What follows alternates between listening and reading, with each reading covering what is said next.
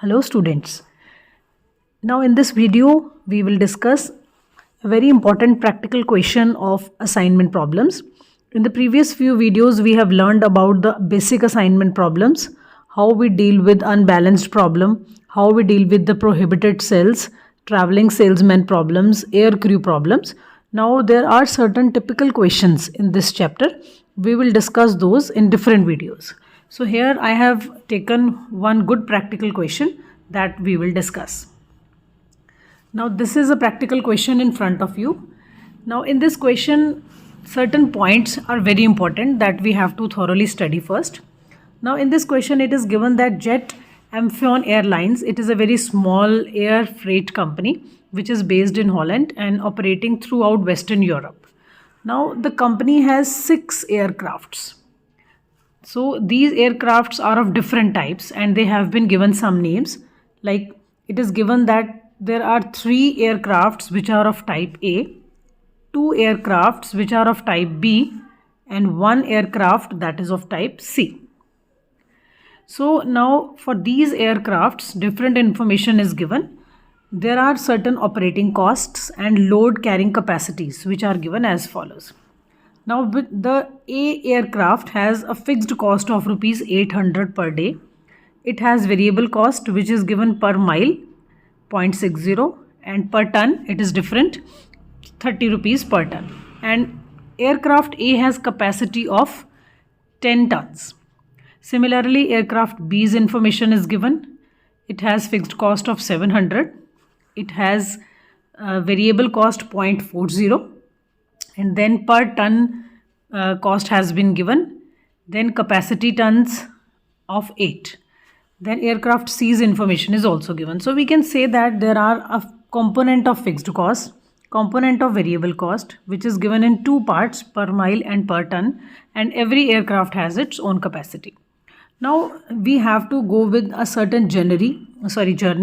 Variable costs are assigned on the basis of both distance flown and load being carried out as it is given above. So variable cost has 2 components. Now they have made it very clear that variable cost has 2 components. Which are these components? Per mile and per ton, given in the above table. So now all the fixed cost are, the components are given and which is added to the variable cost. Now they are saying that how the total cost is going to come up, where we have to add the fixed cost and variable cost. Of course in every cost, fixed and variable cost components are added which give total costs. And then you have been given that on a particular day there are 5 loads. These are the 5 loads that have been given according to which we have to deliver to the destinations. Now what is required in the destinations? Now at the first load we require 10 ton size. Then the distance which will be covering is 200 miles. Now you can just compare it. Now per mile distance it has a link with this because there is a cost which will be multiplied by the miles, then per ton cost which will be multiplied by the size. Now another important point that is given in the question is the distance given above are direct from the company's base in Holland. So where the company is manufacturing, from there the distance is given and the location involved is given. Then the location involved, and in each case there is no return load. It means जब आपका सामान जो है load होके जा रहा है, वापस जब आएगा कोई सामान लोड नहीं होगा, but still you have to come back and aircraft क्या करेगा, खाली जो है फ्लाई बैक करेगा. दिस मीन्स दैट जो आपकी ट्रांसपोर्टेशन की कॉस्ट होगी या हम कहें ये जो माइलेज कॉस्ट है ये आप दोनों तरफ से इनकर करेंगे, जाने की भी आने की भी. ये हमारी माइलेज कॉस्ट की बात कर रहा है, पर माइल जो गिवन है, या हम कहें डिस्टेंस जो है जाना भी है और आना भी है. बट ये जो टन्स वाली कॉस्ट है, पर टन वाली, ये सिर्फ एक ही तरफ जाएगा, राइट. ये बोथ वेज नहीं आएगा बिकॉज यू कैन अंडरस्टैंड अगर एक एयरक्राफ्ट जा रहा है सामान भर के, राइट, तो उसने वापस भी आना है तो आने जाने की कॉस्ट डबल होगी. बट जो टन्स हैं वो एक ही बार गए और आपने उसको वहाँ पर जो है वो लीव कर दिया, right. So all the 5 journeys have to be completed within 1 day. एक दिन का सारा ये लोड्स का डेटा गिवन था, we have to complete it in 1 day and each aircraft can only fly 1 load in 1 day. एक ही load लेगा. You can also assume that loads cannot be divided and delivered in parts. तो अगर आपको points में answer आ रहा है उसको एग्जैक्ट फिगर ले लेंगे बिकॉज लोड जो है पार्ट्स में नहीं हो सकता. अब आपने करना क्या है, क्या पूछ रहा है वो आपसे, required for each of the 5 loads determine the cost of delivery using each of the feasible aircraft type, it means आपने असाइनमेंट करनी है कितना लोड कौन सा एयरक्राफ्ट लेकर जाएगा।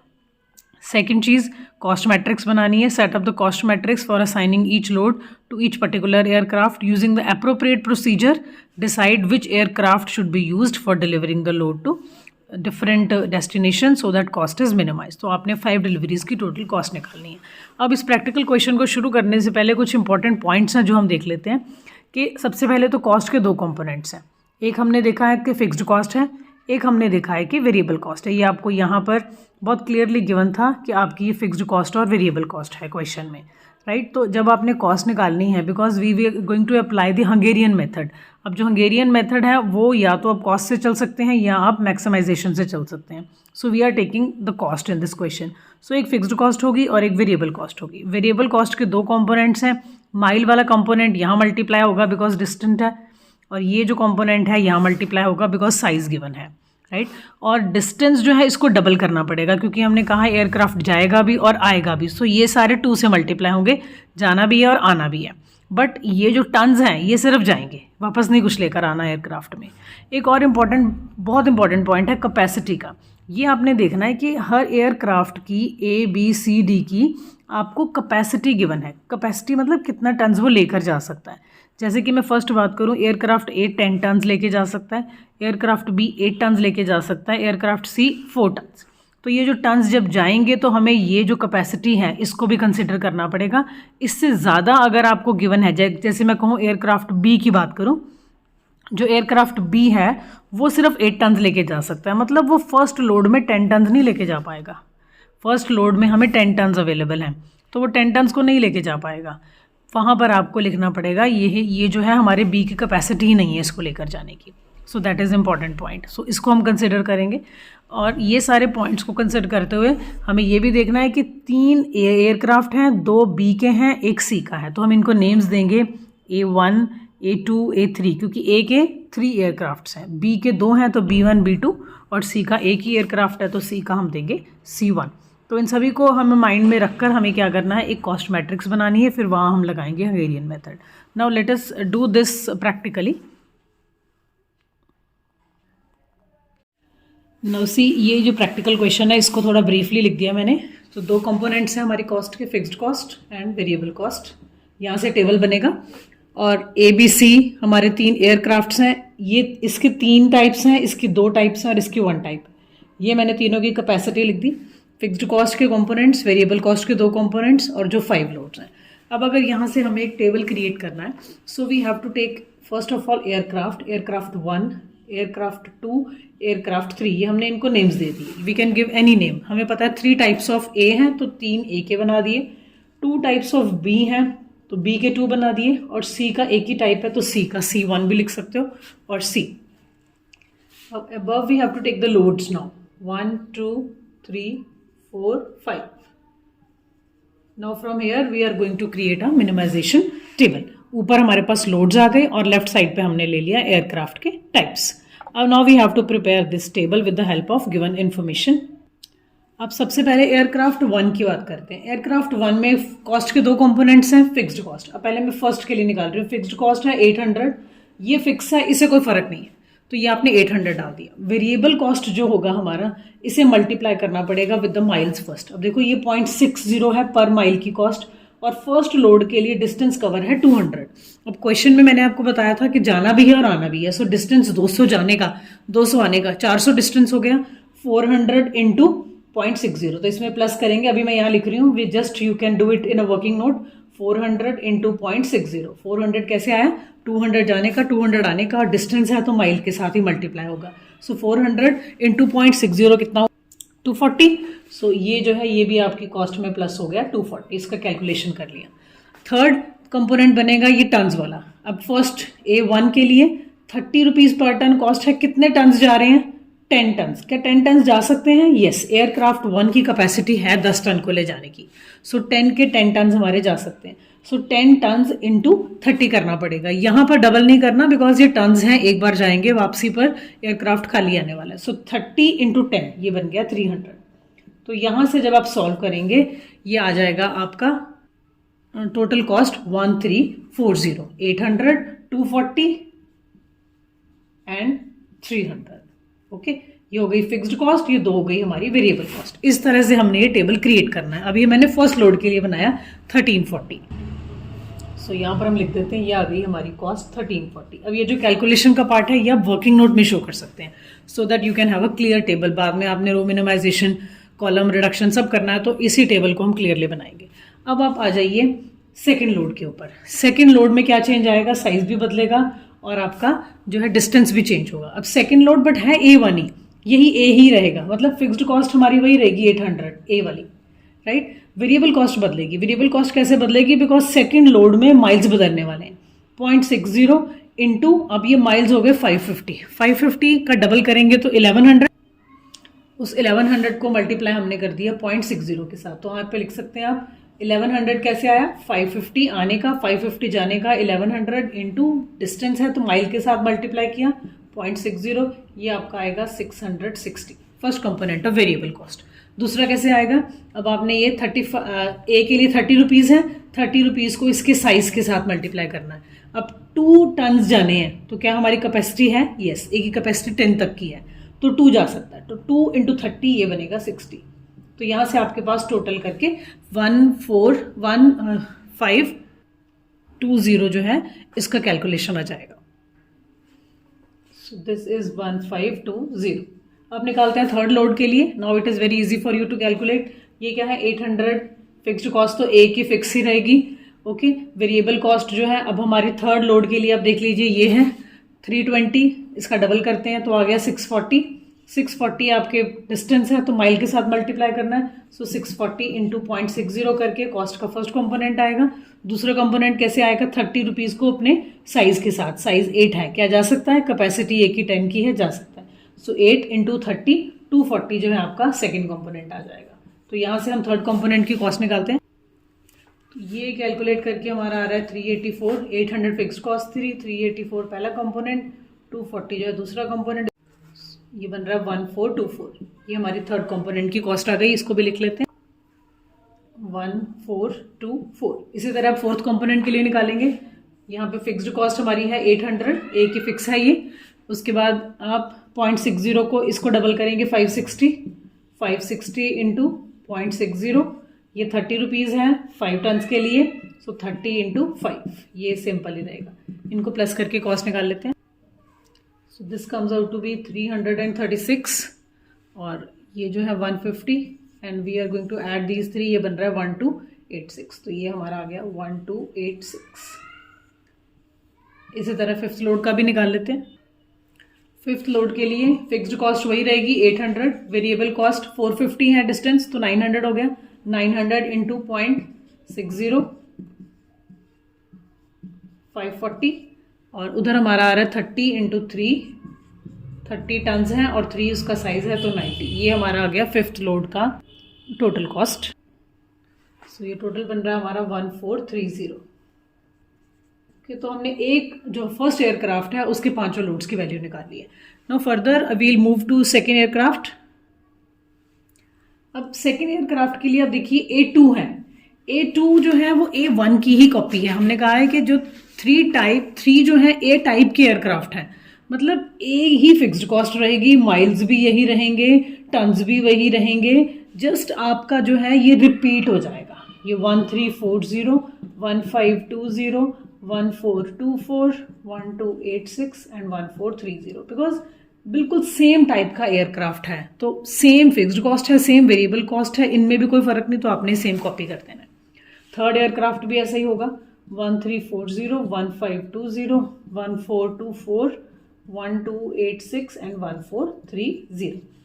अब आते हैं बी एयरक्राफ्ट के ऊपर। अब बी एयरक्राफ्ट के लिए क्या है, ये माइल्स और टन्स चेंज हो रहे हैं तो इसके लिए हमारी कॉस्ट भी नए सिरे से निकलेगी। फिक्स्ड कॉस्ट भी हमारी अब 700 है। तो B1 के लिए अगर हम देखें यहाँ इसके लिए निकाल रहे हैं तो फिक्स्ड कॉस्ट है 700, राइट। वेरिएबल कॉस्ट जो है हमारी 0.40 पर माइल है। अब लोड 1 के लिए हम निकाल रहे हैं तो यही रहेगा 200, इसको पहले 2 से मल्टीप्लाई करते हैं 400 और अब जो कॉस्ट है 0.60 नहीं है, बी एयरक्राफ्ट के लिए 0.40 है तो ये आ गया आपका 160 रुपीज़। थर्ड कॉम्पोनेंट क्या है हमारा, थर्ड कॉम्पोनेंट इज 35 रुपीज़। अब ये 35 रुपीज़ आपके 10 से मल्टीप्लाई होने हैं। बट आप पहले ये देखिए कि क्या ये 10 ले जा सकता है एयरक्राफ्ट? B, no. बी का हमें क्वेश्चन में गिवन था कि इसकी कैपेसिटी ही कितनी है, 8 की कैपेसिटी है। तो इट मीन्स बी जो है 10 वाला तो पोर्शन ले जा ही नहीं सकता। वो 2 ले जा सकता है, 8 ले जा सकता है, 5 ले जा सकता है, 3 ले जा सकता है। इट मीन्स B1 के लिए लोड कैरी करना पॉसिबल ही नहीं है, ये वाला, इसकी कैपेसिटी नहीं है। तो ये हमारे लिए रिस्ट्रिक्टेड है, बिकॉज वो ले जा ही नहीं पाएगा। अगर ले जाएगा भी तो मैक्सिमम B जो है 8 लेकर जा सकता है, 8 टन। सो यहाँ पर आपने इसको डैश लगा दिया, राइट। अब हम चलते हैं इसमें सेकेंड लोड के लिए। सेकेंड लोड में क्या है, 2 टन्स जाने हैं, तो वो 2 टन्स जा सकते हैं बिकॉज B की कैपेसिटी 8 तक की है। अब सेकेंड देखेंगे, सेकेंड लोड के लिए फिक्स्ड कॉस्ट तो वही रहेगी हमारी 700 की। वेरिएबल कॉस्ट देखिए 0.40 पर माइल है, और सेकेंड लोड में आपके 550 माइल्स जाने हैं, मतलब 1100, फिर 550 आने के, 550 जाने के, और इसकी पर माइल की कॉस्ट है 40 रुपीज़। सो ये आपका आएगा 440 रुपीज़। थर्ड हमारी कॉस्ट पड़ रही है 35 रुपीज़, जो कि आपके सेकेंड लोड में 2 टन्स हैं, तो 2 × 35 रुपीज़, ये आपका आएगा 70 रुपीज़। इसको जब टोटल करते हैं it comes out to be 1210। तो ये हमारी यहाँ आ जाएगा 1210। Now come to the third load. Third load के लिए देखिए फिक्स्ड कॉस्ट तो वही रहेगी, बी की 700, वेरिएबल कॉस्ट जो है हमारी थर्ड के लिए 320, मतलब ये हो गया 640, और 0.40 है ये। दूसरी कॉस्ट है 35, और इसमें टन्स हैं 8 × 35। ये दोनों को कैलकुलेट कर लेते हैं। 640 × 0.40 comes out to be 256, then 8 × 35 ये आ रहा है 280। इन तीनों को प्लस करके बन रहा है 1236। तो ये हमारी थर्ड लोड में आ गया 1236। अब चलते हैं फोर्थ लोड पे। फोर्थ लोड के लिए फिक्स्ड कॉस्ट वही रहेगी 700, एंड फोर्थ लोड के लिए हमारे पास है 280, तो ये बन गया 560 × 0.40, और उधर आ गया 5 × 35। तो ये टोटल बन रहा है, this is 224 and this is 175। तो इसका टोटल हमारे पास आ रहा है 1099। फिफ्थ का भी ऐसे निकाल लेते हैं। फिफ्थ लोड के लिए फिक्स्ड कॉस्ट हमारी सेम 700, वेरिएबल कॉस्ट आएगी 450 का डबल 900 × 0.40। ओके, ये हमारे पास आ रहा है 360, और इधर से हमारे पास आएगा 3 × 35, ये आ रहा है 105। इसका टोटल आता है 1165। तो ये हमारा सेकेंड लोड की इन्फो पूरी हो गई। अब अगर B1 है, ये जैसे हमने A के लिए किया था, B2 के लिए भी it is going to be repeated same, because हमें पता है एयरक्राफ्ट बिल्कुल सेम है, उनकी कॉस्ट भी सेम है, कोई डिफरेंस नहीं है। So you will copy that. अब अगर आप C एयरक्राफ्ट की बात करेंगे, पहले देखो C की कैपेसिटी कितनी है। C की कैपेसिटी इज 4 टन्स, और अगर इधर से लोड्स देखें तो फर्स्ट लोड में 10 टन्स चाहिए, तो ये जा ही नहीं पाएगा। सेकंड में जा पाएगा, थर्ड में भी नहीं जा पाएगा, फोर्थ में भी नहीं जा पाएगा, बिकॉज 8 टन्स है, 5 टन्स है। 4 से जो ज्यादा है वहां तो पॉसिबिलिटी नहीं है। अब वो सेकंड में जा सकता है। अब C के लिए आप देखिए फिक्स्ड कॉस्ट कितनी है, ये गिवन है आपको 500 C की फिक्स्ड कॉस्ट है, वेरिएबल कॉस्ट 1 रुपी है। तो अब सेकंड केस में अगर हम देख रहे हैं सेकंड लोड के लिए, सेकंड लोड 550 है, इसका मतलब 1100 × 1 ये आ गया 1100, और उधर 225 × 2 ये आ गया 50। सो ये हमारे पास आ रहा है 1650 जो है ये सेकंड लोड की C की कॉस्ट है। और अब ये लास्ट के लिए भी निकाल लो। C जो है फिक्स्ड कॉस्ट दे रहा है 500, और लास्ट के लिए फिफ्थ लोड है तो 900 × 1 ये आएगा 900, 25 × 3 it will be 75। So this comes out to be 1475। तो यहाँ से हमारे पास देखो अब ये टेबल कंप्लीट टेबल बन गया, मिनिमाइजेशन टेबल। इसकी रोज कितनी है 1 2 3 4 5 6, कॉलम कितने हैं 1 2 3 4 5। अब ये अनबैलेंस्ड प्रॉब्लम बन गया। First we have to convert it into a balanced problem, and then हम रो रिडक्शन कॉलम रिडक्शन वगैरह लगाएंगे। तो पहले हमें पता है ये मिनिमाइजेशन का ही क्वेश्चन है, बिकॉज कॉस्ट की बात कर रहे हैं तो मिनिमाइज ही होगी कॉस्ट ये। तो सबसे पहले डमी इंट्रोड्यूस कर लेते हैं। I hope every one of you have seen the video of unbalanced problem, because ये पता होना चाहिए कि असाइनमेंट में जितनी रोज हैं उतनी कॉलम्स होने चाहिए। If you are not still clear you can go through that video of unbalanced problem assignment problems. तो हमें यहाँ पर क्या है डमी लगाना पड़ रहा है, बिकॉज 5 कॉलम्स हैं। तो 0 0 0 0 0 और 0। अब आप देखिए 6 कॉलम्स हो गए और हमारी 6 ही रोज हो गई। नाउ अब ये 0 लगाने से क्या हुआ, आपका हर रो में पहले से ही 0 आ गया, तो रो रिडक्शन की जरूरत नहीं है, directly we can move on to column reduction. तो यहाँ पर एक नया टेबल बना लेते हैं कॉलम रिडक्शन से पहले। 1 2 3 4 5 एंड डमी। इधर हमारा बनेगा A1 A2 A3, B1, B2 and C1। अब इसके लिए जब आपने कॉलम रिडक्शन करना है, रो रिडक्शन ऑलरेडी हो चुका है। कॉलम रिडक्शन के लिए देखिए, इस कॉलम में सबसे मिनिमम एलिमेंट तीनों सेम ही है, सो इसको ले लिया अगर हमने तो ये आ गया 0 0 0 dash dash dash. Second column में मिनिमम इज 1210, तो 1210 को सब में से माइनस कर लेते हैं। सो 1520 माइनस 1210, ये हमारे पास आ रहा है 310। सेकेंड भी सेम आएगा 310, थर्ड भी 310, ये आएगा 0 0 0 एंड 0।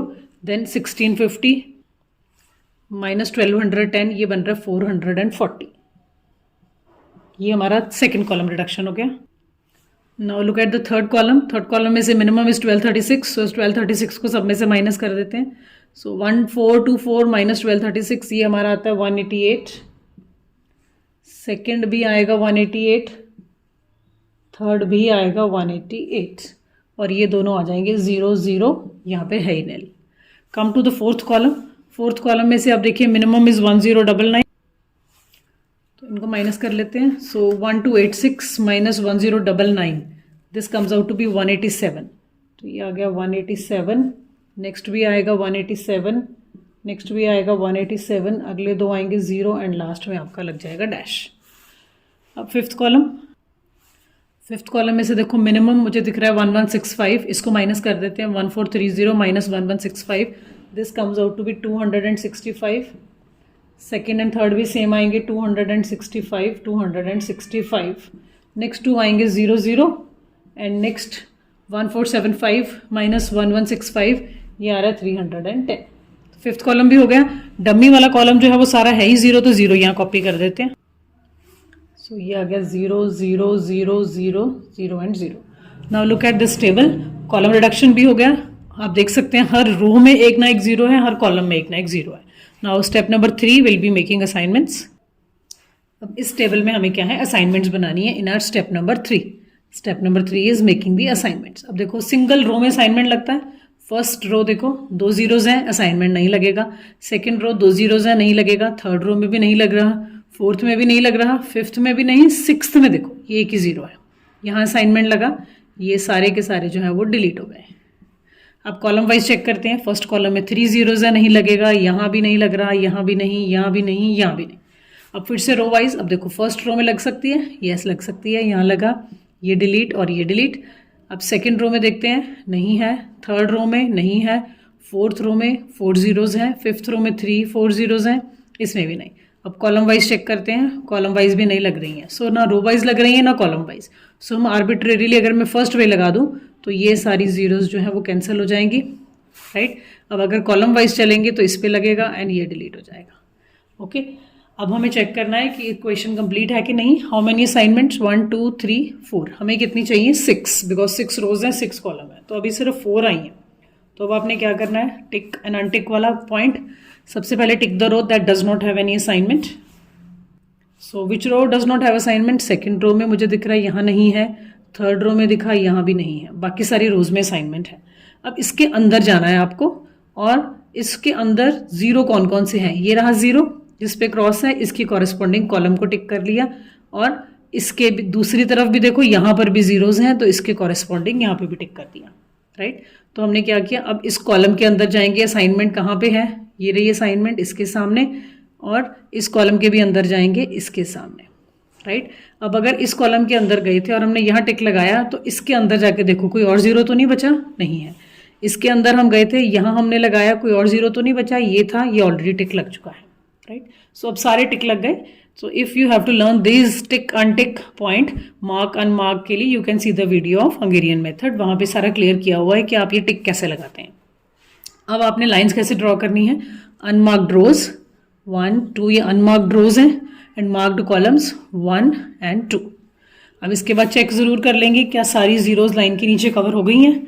यस, हमारी सारी जीरोज लाइन के नीचे कवर हो रही हैं, राइट। सो अब यहाँ से एक नया टेबल हम क्रिएट करते हैं। सो इसी से नया टेबल क्रिएट करते हैं। 1 2 3 4 5 and dummy, and left side पर A1 A2 A3 B1 B2 and C1। अब जो हमने नया टेबल क्रिएट करना है that we are going to create with the old table only. Old table में आपको क्या देखना है, जो हमारे मार्किंग जो हमने करी थी उसके अकॉर्डिंगली जहाँ पे लाइंस नहीं है अनकवर्ड वाले कौन से पॉइंट्स हैं हमारे, तो ये रहे अनकवर्ड वाले पॉइंट्स। अनकवर्ड वाले में से आपको मिनिमम चूज करना होता है। So what I can see is minimum ये रहा, मुझे दिख रहा है 187।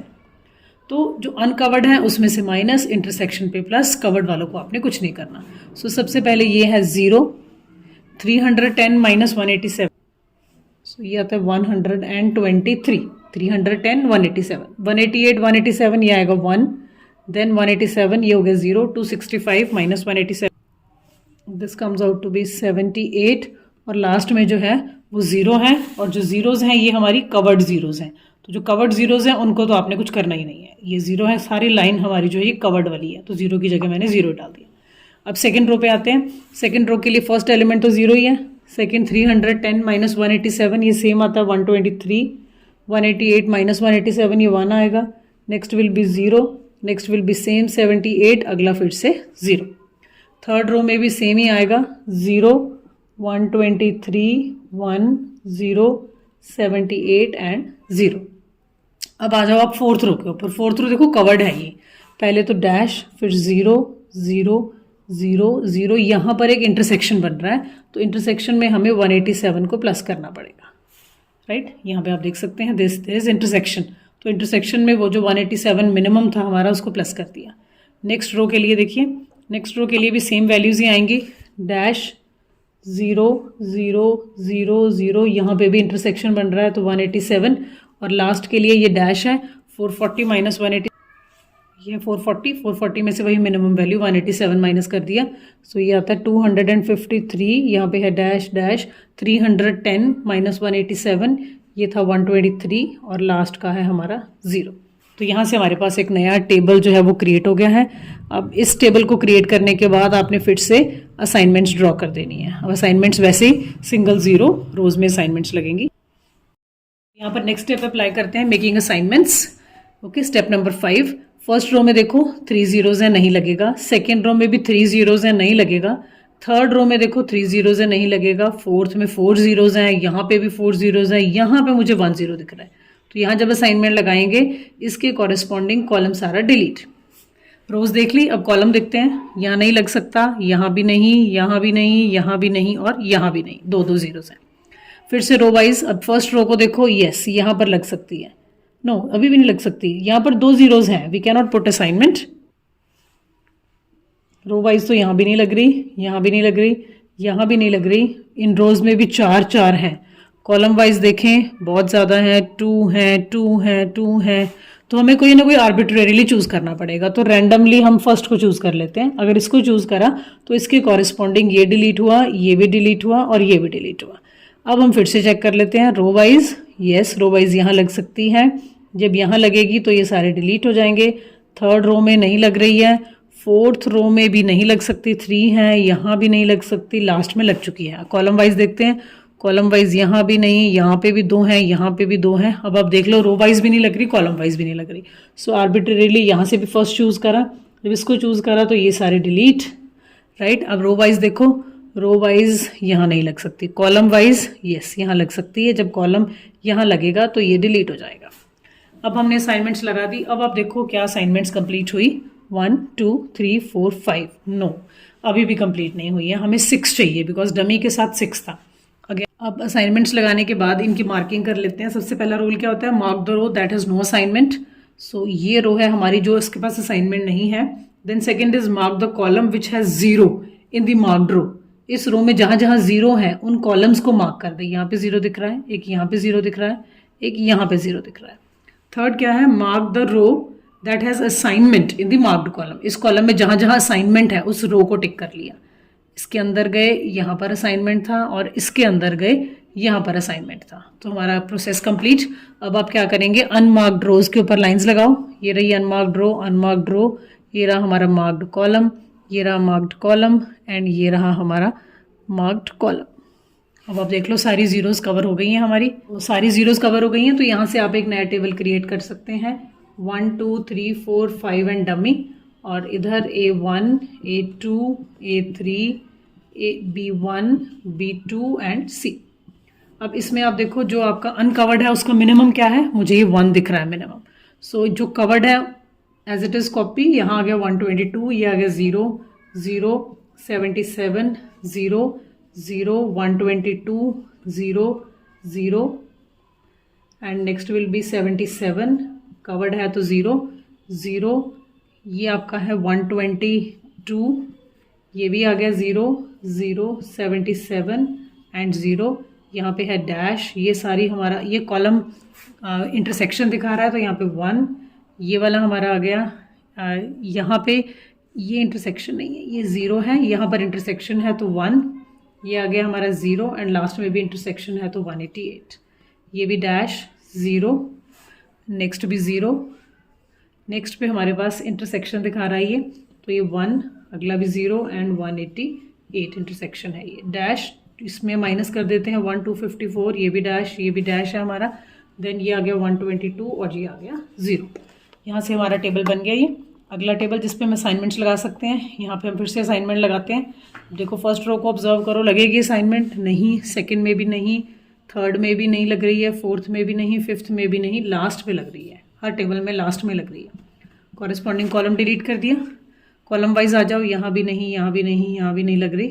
रो वाइज आ जाओ, रो वाइज फिर से नहीं लग रही हैं, कॉलम वाइज भी नहीं लग रही हैं, तो यहाँ पर फिर से arbitrarily I am putting on first, ये क्रॉस, ये सारे क्रॉस हो गए।